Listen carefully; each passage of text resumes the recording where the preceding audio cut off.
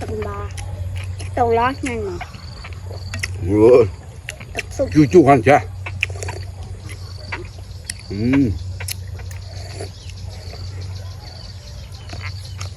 ăn cay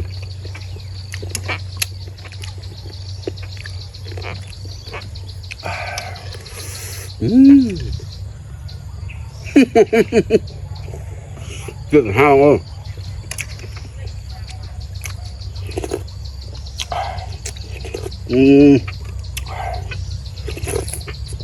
cái nào rồi em mà nên là cái em kẹp bị nắng rồi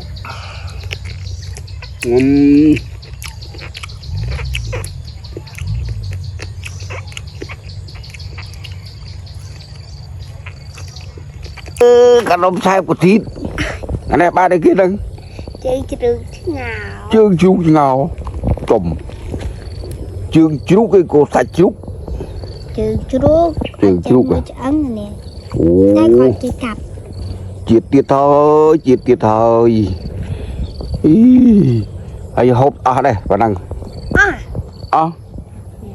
trộm khlang vậy mà chán thôm mà nè chả thông chứng bọc chung liệp bọc bài bọc ôi bao chung kia miền thực sụp tiệt thực sụp cây thẻn chấm liệp xua bọc bài bọc ôn cái này mau tiệt thôi cái này ngầu trường chú bây giờ cả thịt cái đây ba lâu đang dương sợi rong đỏ lục dây lục ta mà bắt sân anh thịt tôm một dây ta bắt đấy hả heo pig bên đặt cái trọ chưa coi bác các bạn bị tiết đã bài thì tiết màu dây ta ơi chung nia mà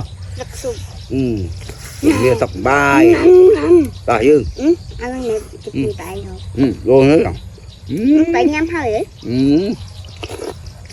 rồi được như thế này nhắm ăn đây mà ngon để chơi chú đổi bên tăng ni tiếp ạ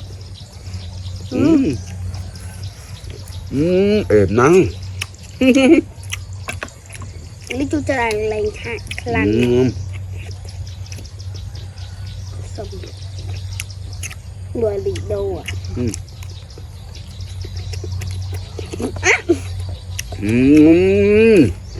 chắc mà thịt đớm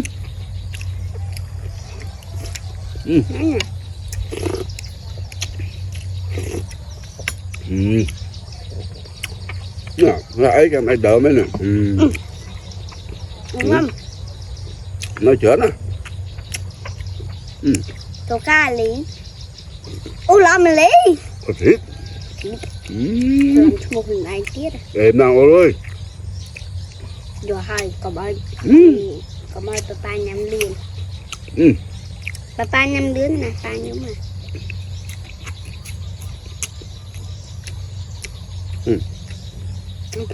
quát mà plate ba mà tàu tôi bởi mặt nữa làm mà hết nhắm á ok mạng thà nhắm á bài tôi mạng mẹ cặp vô hơi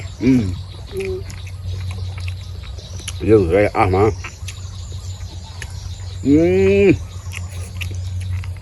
mặc bài bằng ôn tôi cho chết cả hai bằng ôn mà tình nhau một miền nã một miền này nàng than miền nã bận miền nã ban con mà bị nàng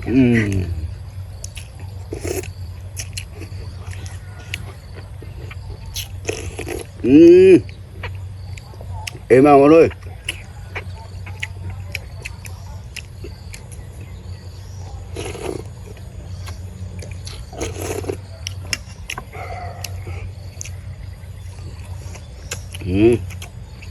chẳng tôi đang ăn nữa nè ngon anh ấy nhắm chân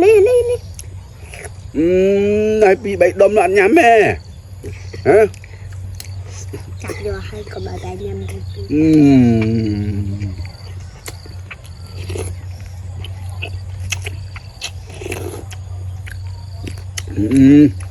tầm bò tàu lót nhanh mà rồi chú ăn chưa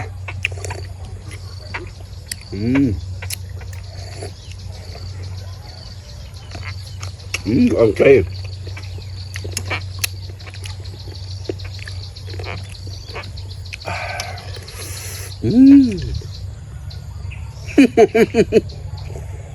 Chuyện hao không?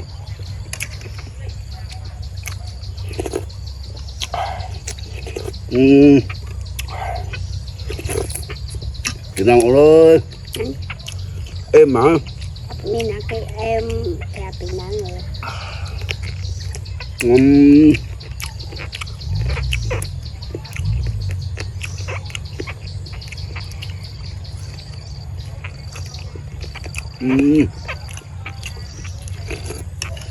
À, ăn chay vào.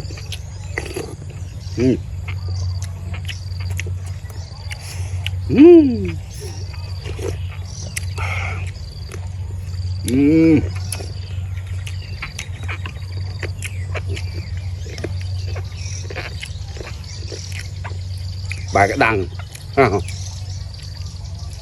Bài ở đằng.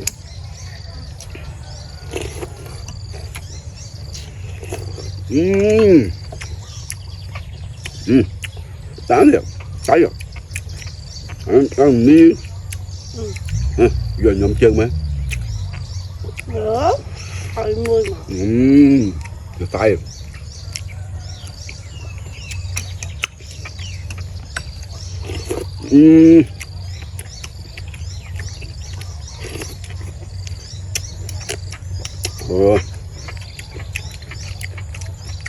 Ba đi.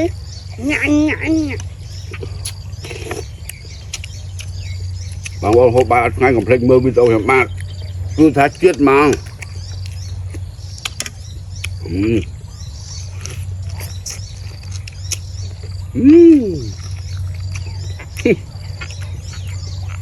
Em mình tên. Em mình tên, em tên mình. À, đến thịt mới tàu. À. Tầm lo nhanh chừng kì. Thuận mà.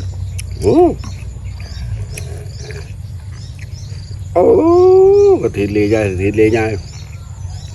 Ngành mà, ngành khả năng mà.